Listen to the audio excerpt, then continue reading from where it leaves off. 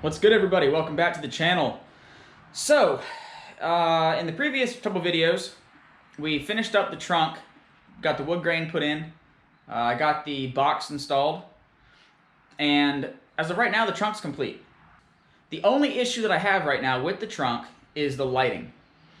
Because halogen bulbs are installed on the interior cars from the factory, it gives off a warm light, and I feel personally that the warm light doesn't really do the wood grain justice. So a couple weeks ago, I bought a LED bulb to replace that halogen bulb. It was cheap. I got it on Amazon for a couple bucks, and I've been using that for a while. And the cool light does look a lot better in there, but me being a little bit more extra, I don't feel like it's quite bright enough. So I ordered a couple other things to keep the cool light running in there, but to brighten it up some. So I'm going to show you what we got, what we're going to do with it, and then we'll do some before and afters of the halogen, the LED bulb, and the new light setup that I'm going to work on installing in this segment. So sit back, relax, and enjoy the show.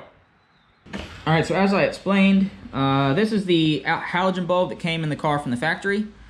This is one that I took out of the trunk and initially replaced with this LED bulb here.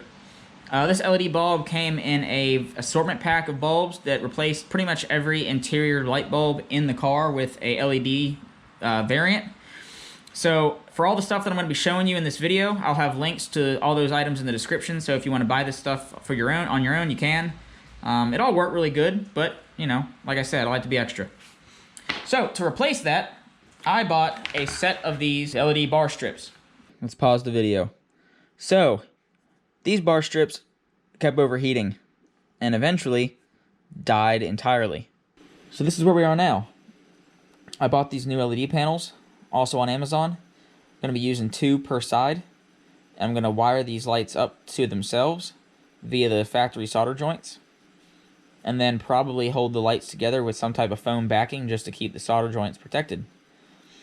Once I get the wires soldered together on the panels, I'll then connect each set of panels to these wires here, hook them to this bulb adapter, and then we'll be able to plug these lights into the trunk and show you the total output.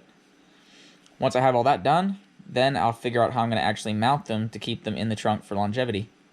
Alright, so in order to get my soldering completed, I'm going to be using a Weller model 7200 soldering gun, as you see right here.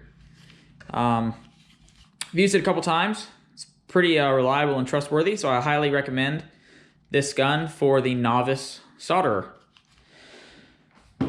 In order to protect and treat all of the bare wires from the soldering, I went to Harbor Freight and I picked up this 120-piece heat shrink tubing assortment kit. It's got all types of different sizes, as you can see here. There's about 15 different ones per size. It was relatively cheap, and you know me, I like that. And they work really well. So if you're going to be doing any type of wiring job, I highly encourage you to go to Harbor Freight and you pick this up, because it's a good deal.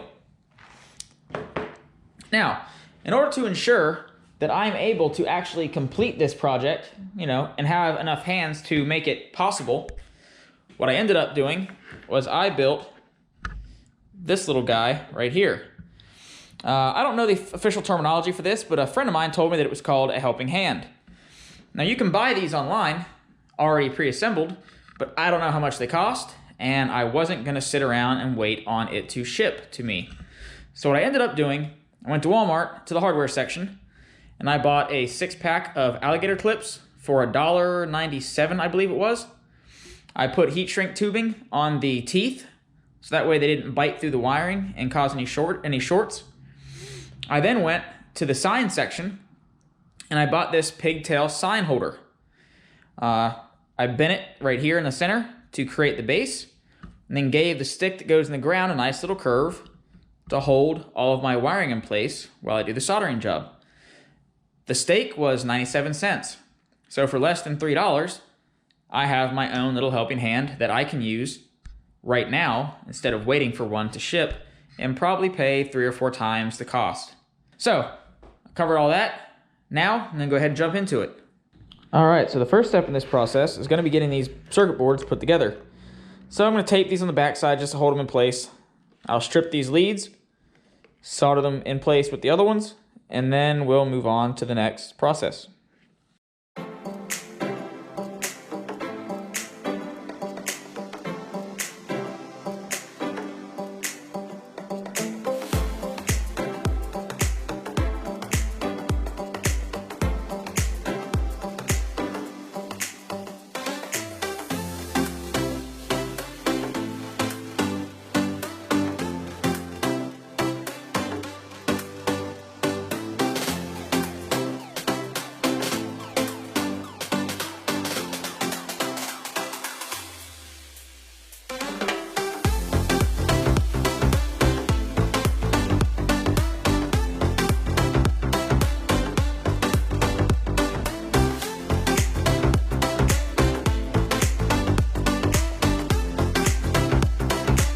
Alright, so now the leads are soldered in and the two circuit boards are now one. It's time to start splicing them into their extension wires. Just go ahead and knock that out.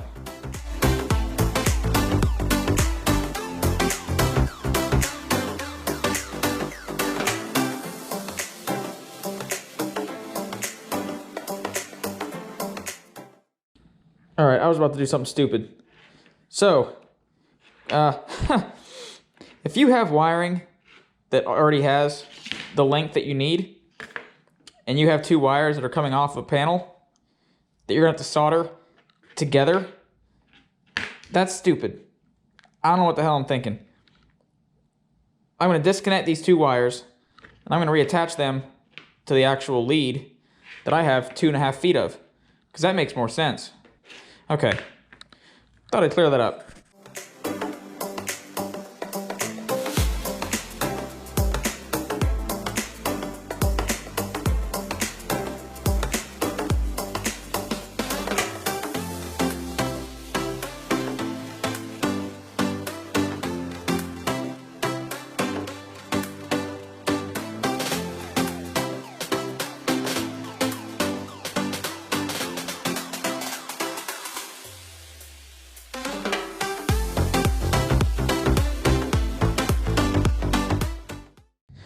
Okay, so when I'm merging multiple wires into one lead, I like to spread the wires out like a fan, and then take those wires and interweave them at an opposite angle of the other wire, and then grab them and just give them all a little twist. So that way, all the wiring intermingles like that. And then I can clip them up here in the clip and get them soldered together.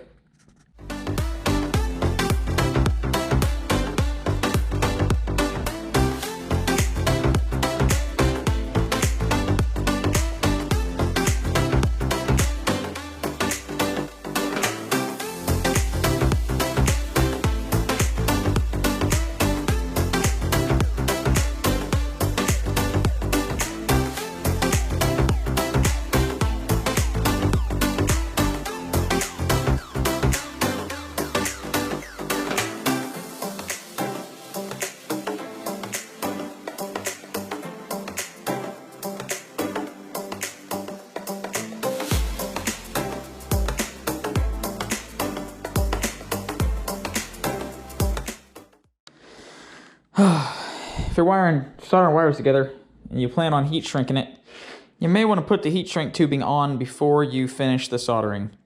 Otherwise, you gotta go around your ass to get the job completed.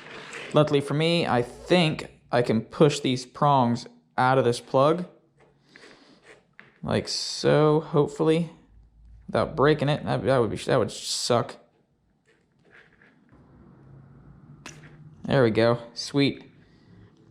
With the prongs out, now I can grab another piece of heat shrink, a little bit larger than the other one. Yeah, so now with that in place, I can heat shrink this down and then put my plug back together. Oh joy. Okay, so the plug's back together. The overall end is now heat shrunk and protected and safe. The lights are taped on the back side. let's go plug these in the car and see what we got. Hopefully, what we got's light. So that's the halogen bulb that came in the car. And there's the LED bulb. And there we have the new LED lights without the worry of overheating, with the same level of brightness as the originals. With that said, it is 28 degrees outside currently, and I am ready to go inside and get warm. So tomorrow, we'll pick this back up and figure out how exactly we're gonna mount these lights into the car. All right, so after a little bit of deliberation and trying to think, I came up with a plan. So when we left off, I had two lights that were set up just like this, had tape on the back to hold them together. So what I ended up coming up with, I know some of y'all may think this is a little janky, but again, I'm cheap.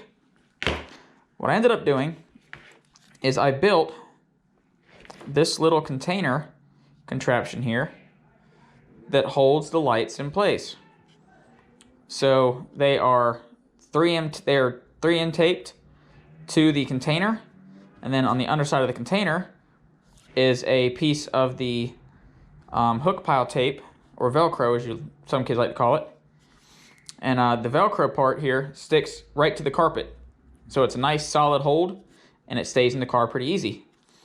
Me personally, I think this is a great idea, and it works and looks pretty cool. You may disagree, but again, you know, everybody has their own thing. So how did I do this? Well, I went to the craft department, and I got a pack of Velcro, just little squares. It's like $2.85, I believe, for the pack. So this is what I used to mount on the back of the container. To mount the lights to the inside of the container, I'm actually using this 3M Scotch Extreme mounting tape. I don't know where I got this from. It's been sitting in a drawer here in the garage for a while, but I figured it would come of use. So that's what I placed on the back of this to get it to actually stick inside the container.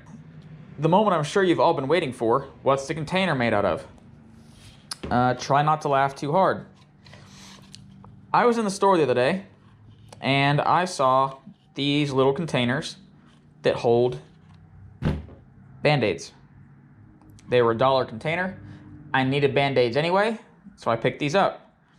I started thinking about how big these lights were, so I went up to the bathroom, opened the drawer, pulled this pack out, and decided to give it a little measure up. And they were actually the same exact size that I needed for the lights to house. So that's what I did. I cut the bottom off of this Band-Aid container, and that's what I used to be the base for the lights. So now that you know what I've used to do this, I'm gonna go ahead and get this last one put together and get these things installed and show you the end result.